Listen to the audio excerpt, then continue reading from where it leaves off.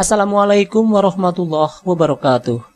Kaum muslimin yang dimuliakan Allah, terlebih dahulu saya sampaikan selamat menunaikan ibadah saum atau puasa Ramadan. Semoga Allah menerima amal ibadah kita dan menghindarkan kita dari segala mara bahaya dan segala penghalang yang mungkin mengganggu amal ibadah kita di bulan ini. Semoga Allah selalu menunjuki kita pada kebenaran dan memberi kita kekuatan dan kesabaran untuk mengamalkannya.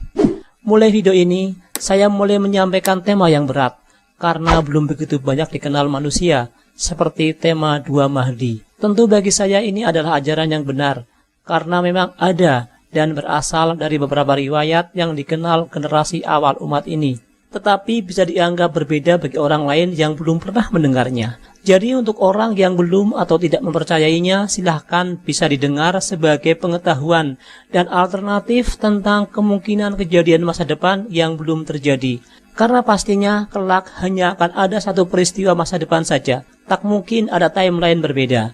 Segala perdebatan dan perselisihan umat manusia tentang peristiwa akhir zaman dan berbagai teori tentangnya akan dibuktikan kebenarannya oleh perjalanan waktu. Al-Mahdi atau sering disebut Imam Mahdi, bila ditranslasikan ke bahasa Indonesia lebih kurang berarti pemimpin yang diberi petunjuk atau yang menunjuki. Dalam beberapa riwayat disebut Mahdi karena berkaitan dengan penemuan kitab dan peninggalan kuno yang membuktikan kebenaran Islam. Salah satunya menyebutkan, Innama sumiyal mahdiya li'annahu yuhda ila jabalin min jibalis sam yastahriju minhu asfaran min asfari Taurat wa yuhajja bihal yahuda wa yuslimu ala yadaihi jama'atun minal yahud. Sesungguhnya dinamakan Al-Mahdi karena dia akan menunjuk pada gunung dari gunung-gunung di Syam.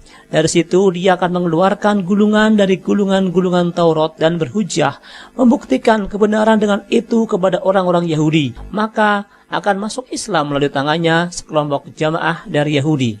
Banyak riwayat berkenaan dengan tempat-tempat yang dikaitkan dengan Al-Mahdi dan tidak hanya daerah tersebut.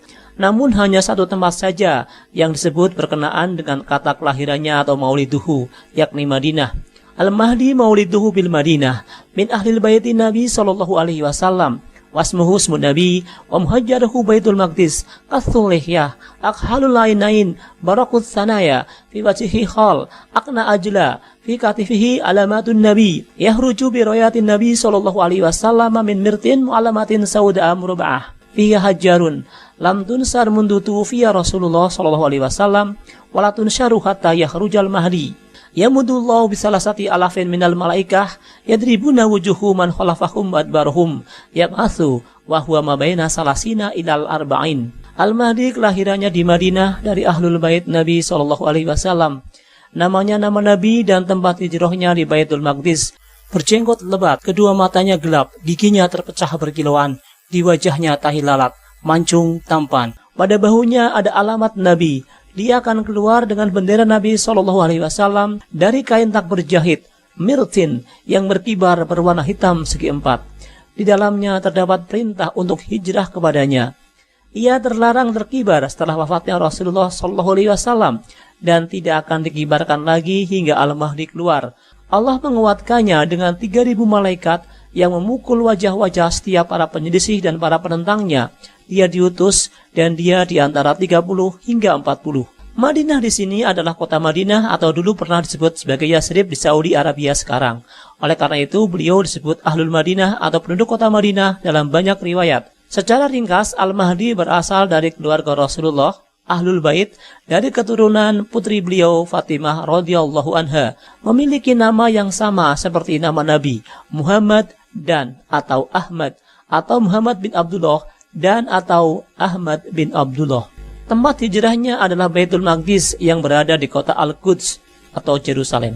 Penyebutan ciri fisik Al-Mahdi dalam asar ini dan juga riwayat lain adalah untuk dibayangkan atau diimajinasikan dan bukan untuk dilukis karena tak mungkin sama persis. Lokasi tahi lalatnya saja misalnya akan memberikan banyak varian seperti berapa senti dari mata, hidung dan sebagainya. Perlu dicatat juga bahwa beberapa riwayat tentang ciri-ciri Al-Mahdi memiliki deskripsi berbeda. Penyebab sebenarnya lebih mudah dijelaskan dengan mengutip riwayat dari generasi pertama Islam tentang adanya dua Al-Mahdi.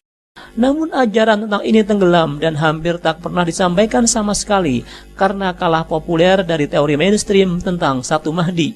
Contoh salah satu teks yang menyebutkan adanya dua Mahdi atau Imam Mahdi kedua adalah Summa yamluku man ba'dahu himun al-mahdi tsani wa huwa alladhi yaqtulur Ruma wa yahsimuhum wa yaftahul Qastantiniyyah.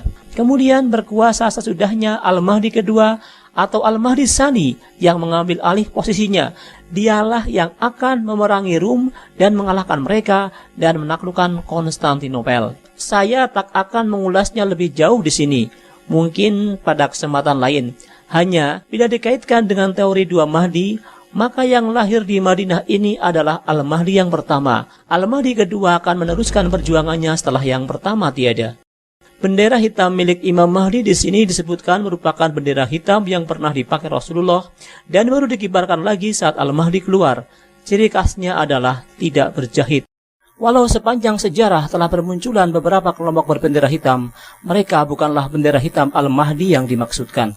Athar Ali ditutup dengan penyebutan bahwa Al-Mahdi ini diutus dalam bilangan antara 30 dan 40. Ini biasanya dianggap usianya saat menjadi Mahdi, sedangkan kapan ia dilahirkan tidak disebutkan di sini. Namun kenapa orang ingin menyelidiki kelahiran Al-Mahdi? Sebenarnya hanya untuk mengantisipasi apakah orangnya sudah ada atau belum, sehingga bisa bersiap andai terjadi di zaman mereka.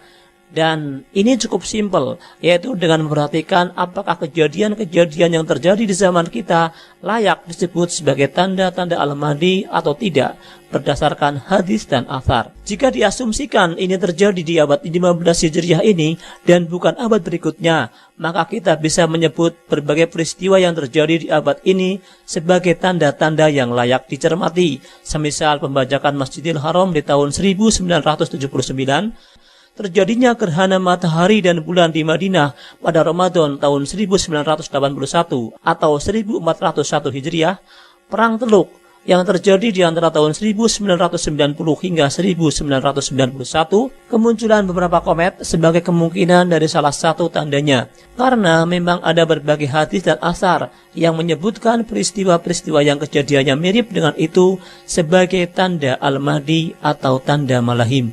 Untuk abad berikutnya tak perlu dibahas, karena kita belum mengalaminya. Logisnya, kita tak mungkin menjumpai abad selanjutnya kecuali diberi umur panjang. Jadi lebih normal bila orang menaruh perhatian pada masa yang sedang ia alami daripada menaruh perhatian pada abad selanjutnya, dan akan memilih abad berikutnya hanya sebagai alternatif backup andai Imam Mahdi tak muncul di abad ini. Kita tak bisa melakukan cross-check tentang Imam Mahdi di abad mendatang, karena belum sampai, tetapi kita bisa melakukannya sekarang. Banyak pertanyaan tentang tanda-tanda Al-Mahdi bisa diajukan. Apakah kezaliman yang memenuhi bumi sudah terjadi?